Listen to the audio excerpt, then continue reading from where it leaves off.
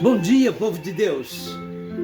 A gloriosa e a paz do Senhor Jesus Cristo a todos vocês que têm a oportunidade de poder estar vendo e ouvindo o pastor e pregador Iosete José. Amém? Só que primeiro nós temos que cantar um louvor junto com o pastor Josiel Lima. Amém? Vamos voltar aqui. Com licença, amados.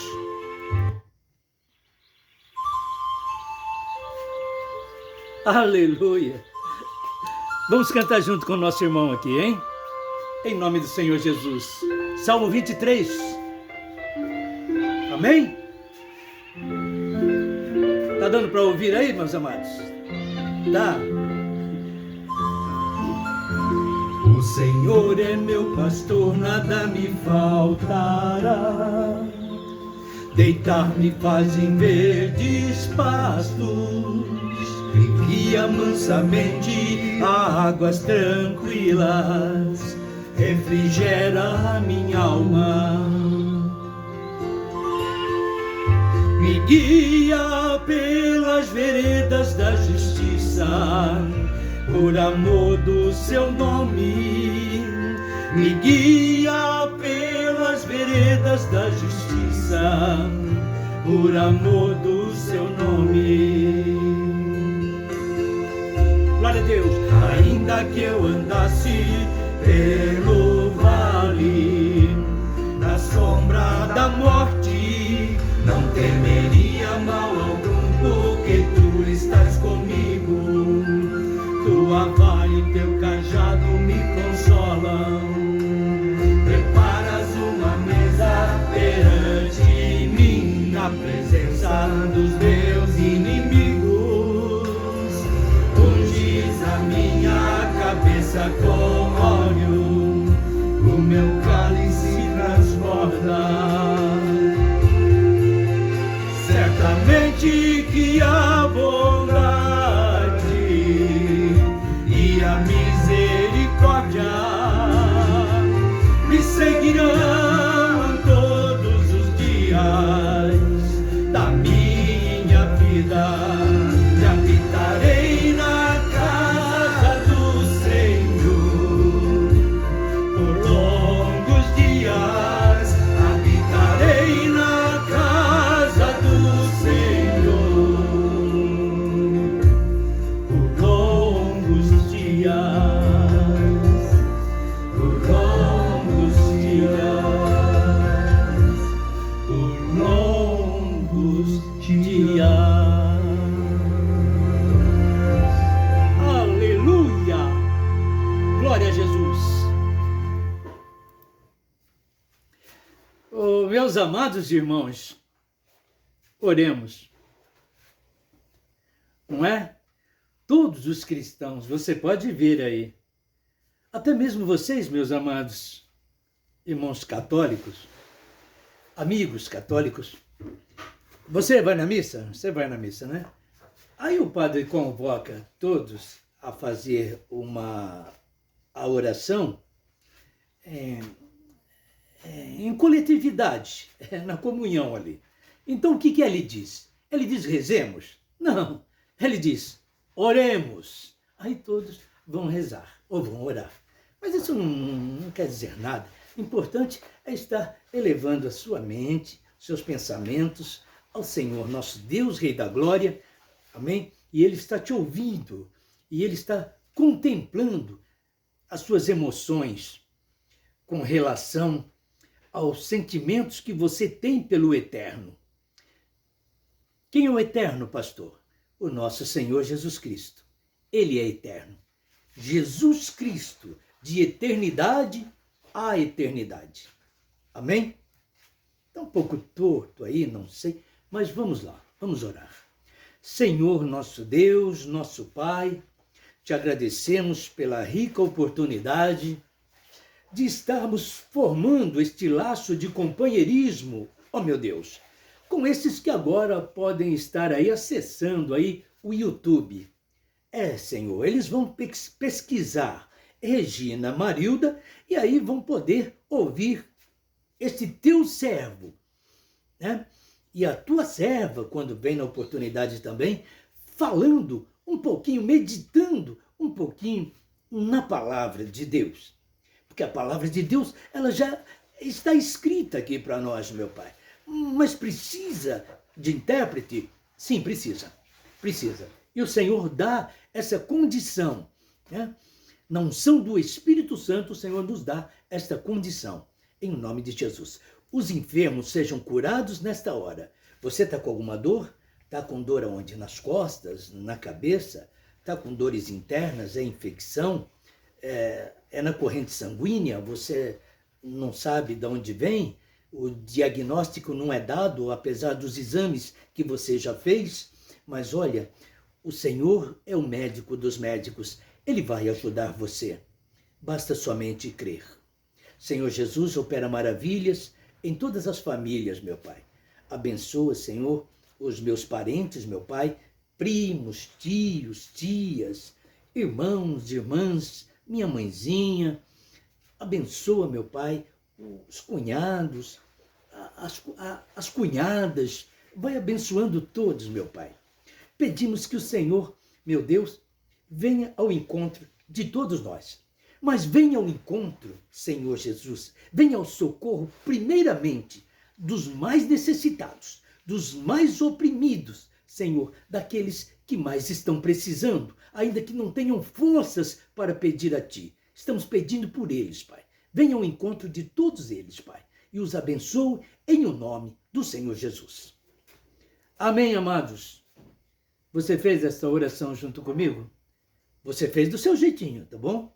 Eu fiz do meu jeito.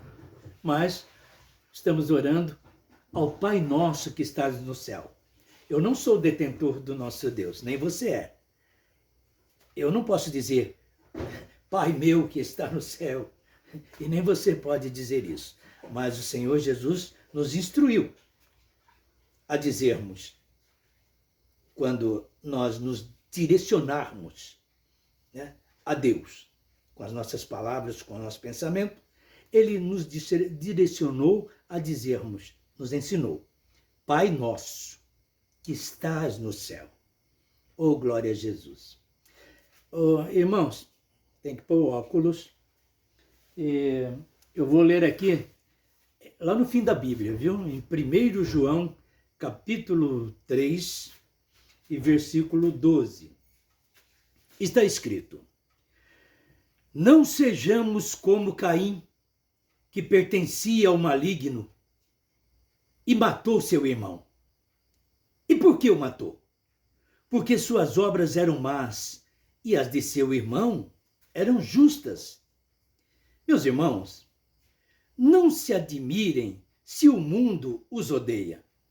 Sabemos que já passamos da morte para a vida, porque amamos nossos irmãos.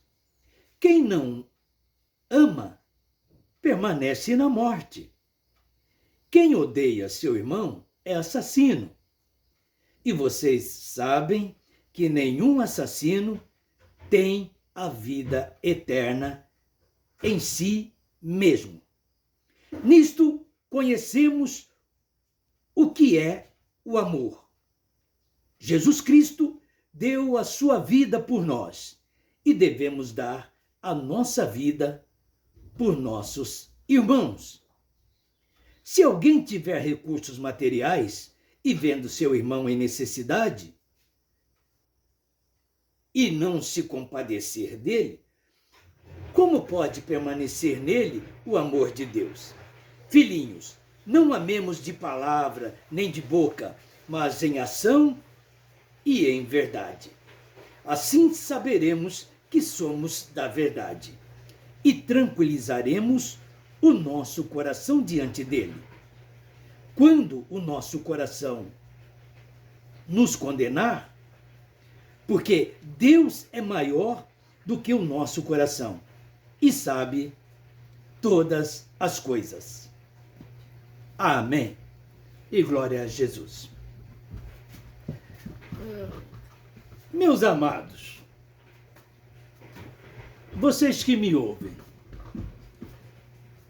ô pastor, tem uma diferença aí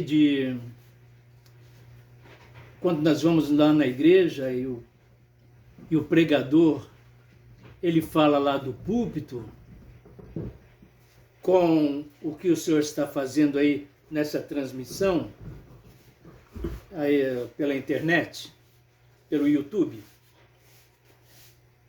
Tem diferença, pastor? Olha, a diferença é que ali as pessoas estão ali de corpo presente, estão ali. E nem todas estão atentas ao pregador, sabe? Alguns estão dispersos, assim, distraídos com outras coisas, não é? Hoje em dia tem gente que, enquanto o pregador fala lá, ele está ali manuseando o celular, não é?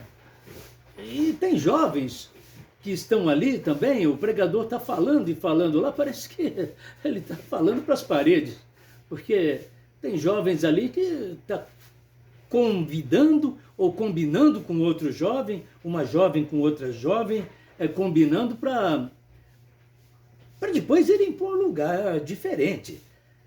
Falar, irmãos, Bíblia, igreja, ô jovem, alguém vai falar isso para você. Moça, moço, você está perdendo o seu tempo. E é Bíblia, e é culto, e é vigília, e é isso e aquilo. Ô jovem, imagina, você tão jovem, vai aproveitar a vida, vai gozar a vida. Olha, isso é conselho, pastor? Isso aí é conselho do diabo. Você está louco? Não é.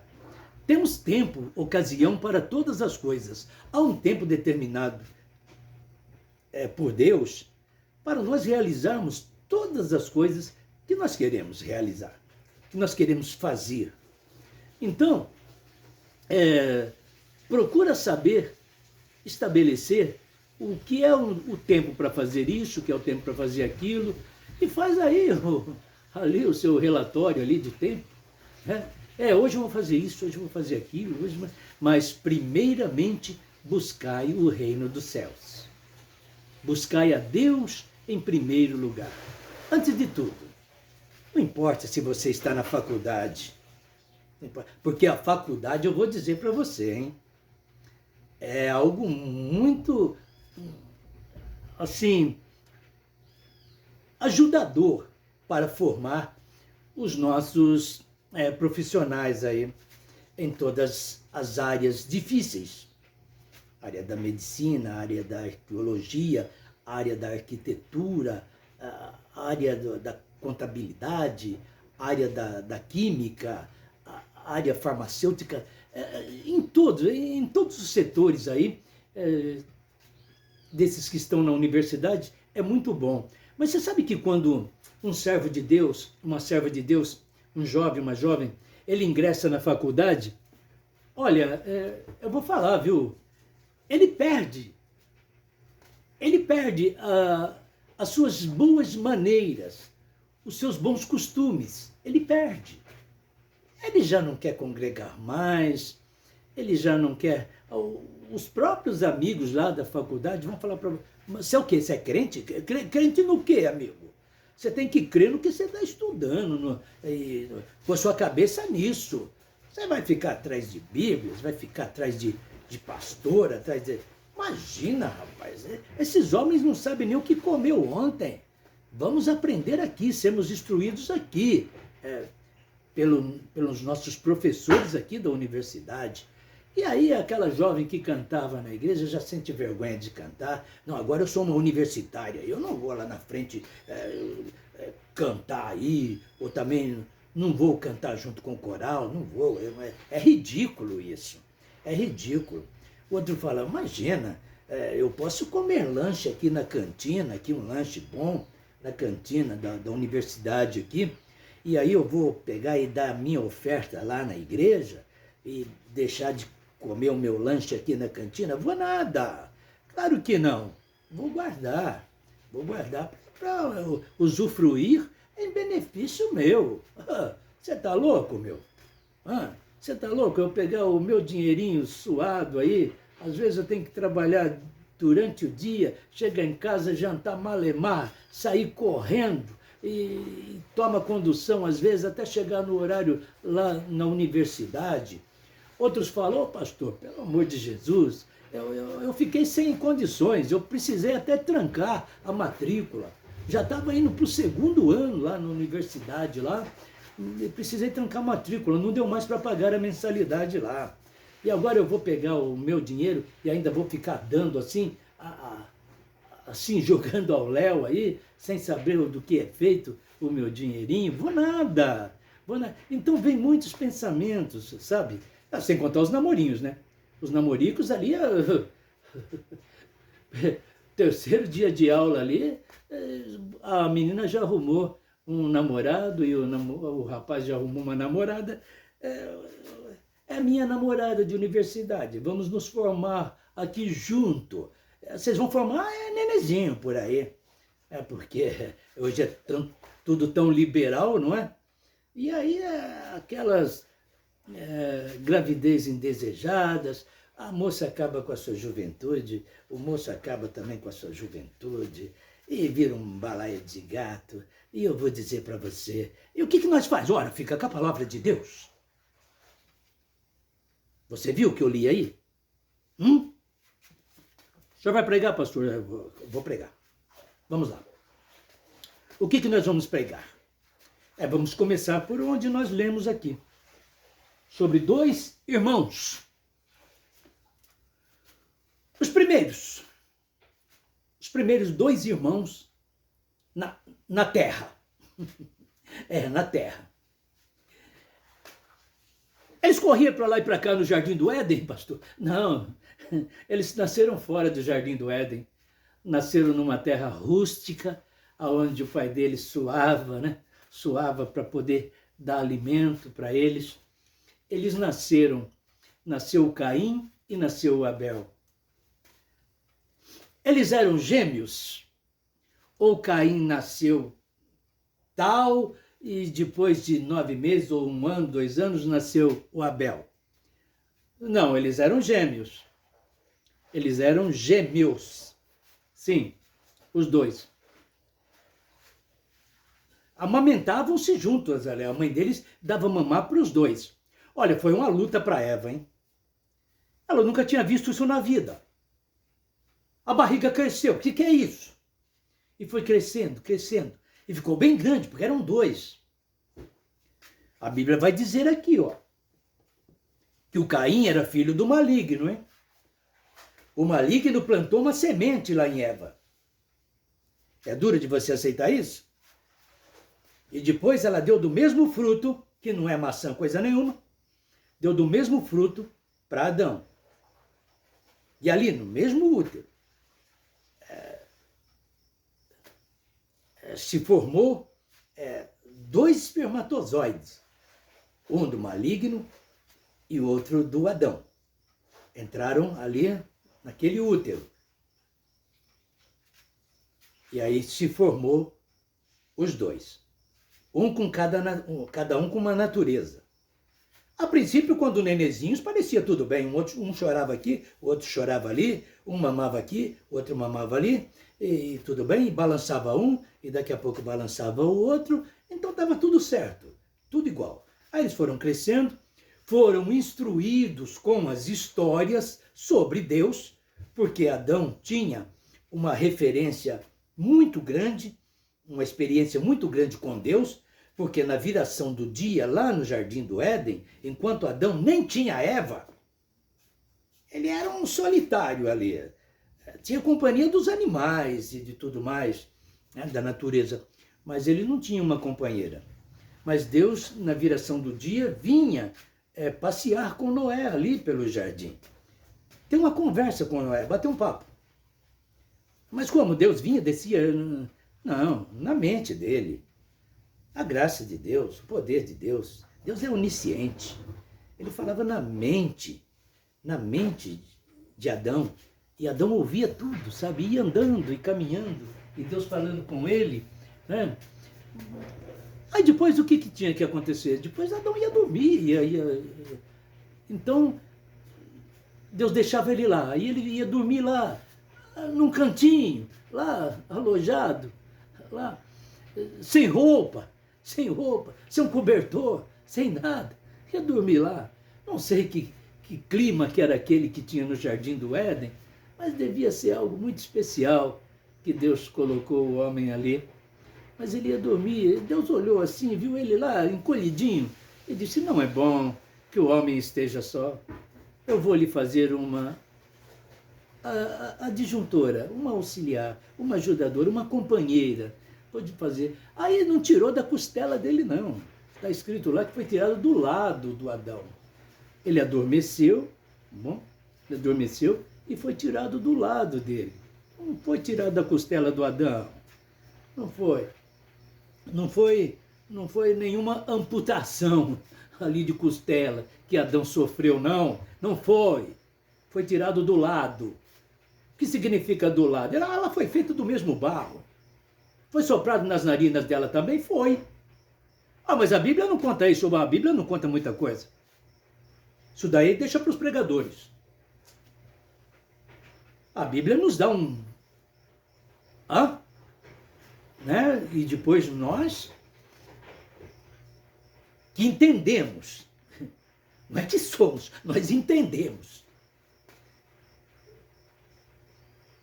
Que somos homens de Deus e falamos das maravilhas de Deus operadas aqui na Terra, que são muitas informações que ficaram perdidas. Não veio ao nosso conhecimento. Então eu vou falando aí para você, se é que você pode aceitar isso. Mas veja bem, operando Deus, quem impedirá? Ninguém.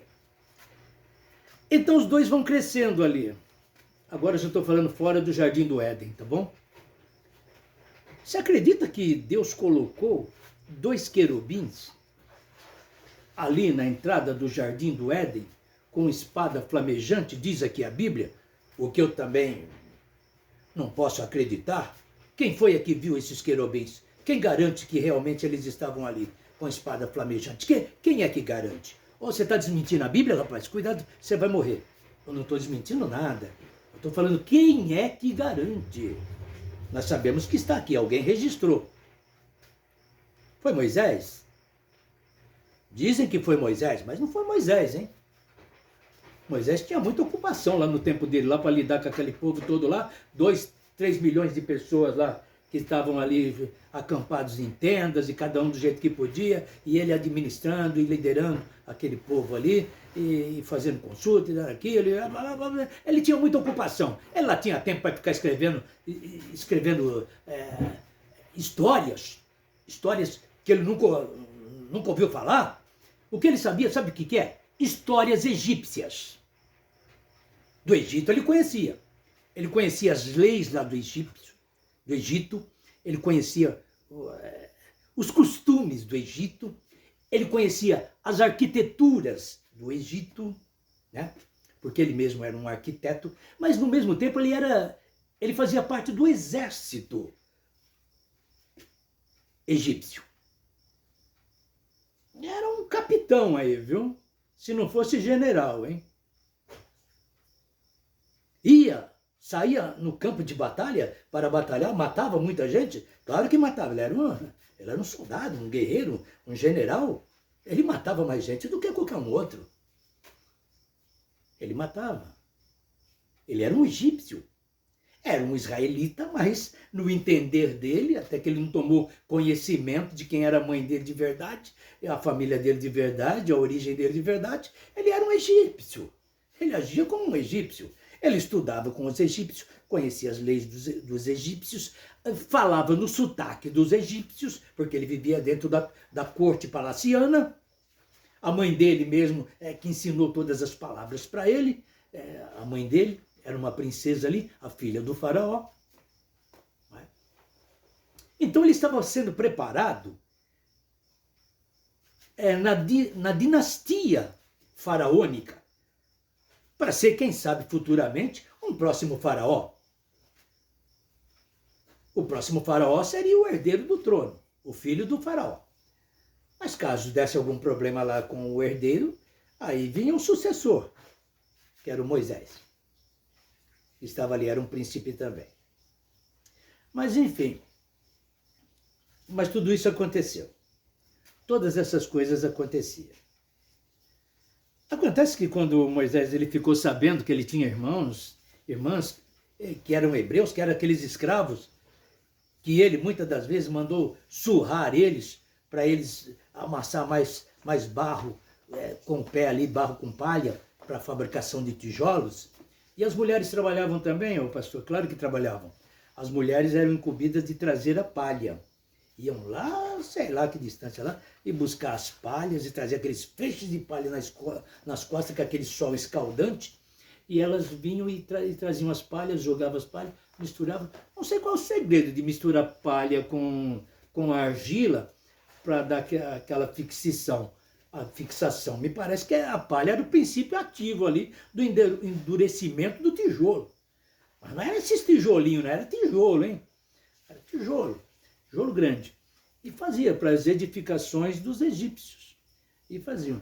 Mas israelita era pedreiro, era carpinteiro, era tudo. Era tudo. Israelita era tudo isso aí. Eles trabalhavam, cuidavam dos gados, dos egípcios. A troco do quê? Tinha salário? O que tinha salário? O salário deles era, se não rendesse, eram as chibatadas nas costas, eram os algozes deles, era chibatada.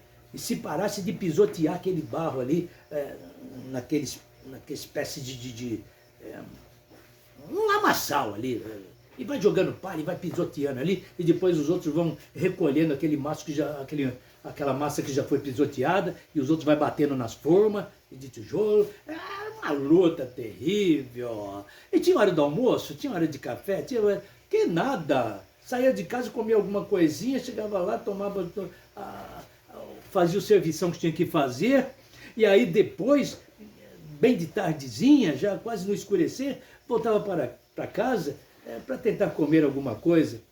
E aí eles vão contar lá no deserto. Porque lá no Egito nós comíamos cebola, comíamos isso, comíamos carne, isso, aquilo. Comia nada.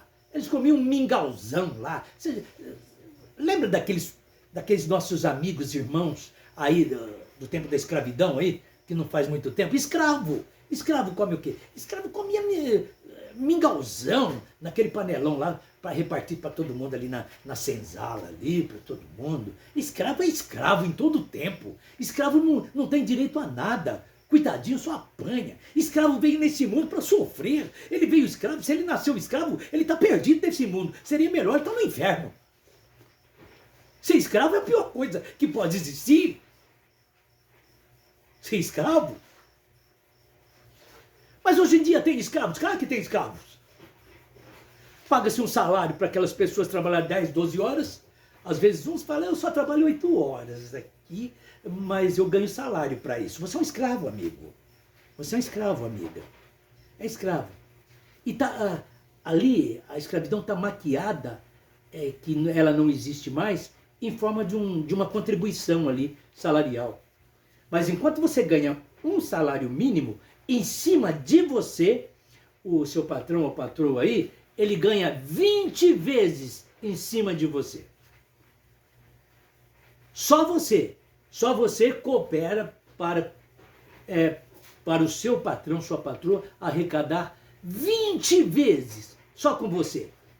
Por isso que quanto maior a firma, a empresa, a usina, a oficina, a loja, a cerâmica, quanto mais funcionários tem, o patrão é mais rico, porque em cima de cada cabecinha daquele trabalhador ali, eu mesmo trabalhei 30 e poucos anos, aí eu sei o que eu estou falando, hein? Eu sei o que eu estou falando. Eu dei um lucro absoluto, eu ajudei a enriquecer o meu patrão.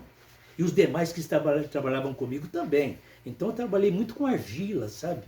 Trabalhei muito com argila, fazia diversas formas de materiais aí, da argila para construção de casa, tijolos, lajotas, telhas, né?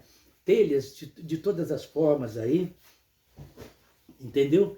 E trabalhei nisso tudo aí, e já entrei naqueles fornos quentes que queimavam aquele barro depois, para eles ficarem rígidos, né? E resistentes à água, tudo tal, e carregando aqueles caminhões depois. Quer dizer, era um escravo.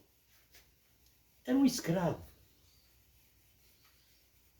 Sabe do que eu tenho do meu salário, daquilo que eu trabalhei 30 anos? Nada. Nada. Ô pastor, mas você não trabalha mais? Claro que trabalho. Estou fazendo o que aqui agora? Mas vamos lá para o Caim e o Abel. Eles cresceram juntos, foram crescendo. Eles tiveram o mesmo ensinamento histórico da parte das obras maravilhosas de Deus que Adão conhecia. Agora eles perguntavam, depois de menininhos já grandes, ó pai, mas esse jardim do Éden aí existiu mesmo? Onde que está ele? Olha, tá em tal lugar, mas lá nós não pode entrar lá não, porque tem 2 querubins com espada flamejante lá, fazendo assim um cordão de isolamento lá pra gente não entrar. Se nós entrar lá, uma espada flamejante daquela lá, só com o brilho dela de longe nós já morre. Mas onde fica isso? Ele falou, sabe que eu até esqueci onde fica? Não sei mais. Não sei mais onde fica o Jardim do Éden. Escuta, pastor, e onde fica esse Jardim do Éden? E eu lá que vou saber? E você também não sabe, hein? E não adianta vir bisbilhotar na Bíblia aí, não, para falar a localidade desse Jardim do Éden aí, que ninguém nem sabe, onde não restou uma árvore lá, não restou um pé de fruta, não restou... Diz que o rio Tigre, o outro rio lá, um rio famoso, né? Passou por lá, uns rios famosos, passava por lá, passava beirando lá, e regava o Jardim do Éden. Que nada, lá você procura a localização ali, os arqueólogos procuraram, não acharam nenhum vestígio de jardim. Mas existiu esse jardim? Sei lá, acho que Adão sonhou com isso aí, hein? Não existe nada sobre o Jardim do Éden. Era chamado de paraíso mesmo? Não, não era chamado de paraíso. Era chamado de Jardim do Éden. E o que era isso aí? Era um jardim? Como assim? Tinha muitas flores? Um jardim, uma espécie de um bosque. Chamava-se de jardim. Mas era um bosque. Tinha muitos arvoredos, tinha muitos animais, tinha muita coisa. Tinha pastagem para os animais. Escuta, os animais só comiam mato mesmo. Os leões comiam o que lá no Jardim do Éden? Ora, os leões comiam outros bichos de carne. Leão sempre foi carnívoro. Leão nasceu carnívoro. Já falei isso do leão que entraram na Arca de Noé. Eles tinham que dar carne pro leão. O leão não come mato. Nunca comeu, gente. O que é isso? Então, tinha todas essas coisas. E Caim, eles iam ouvindo essas histórias, os relatos ali. Malemar que o pai dele contava, né? Escuta, mas os animais também foram expulsos do Jardim do Éden? Porque depois os animais vão conviver com o homem aí que saiu lá do Jardim do Éden.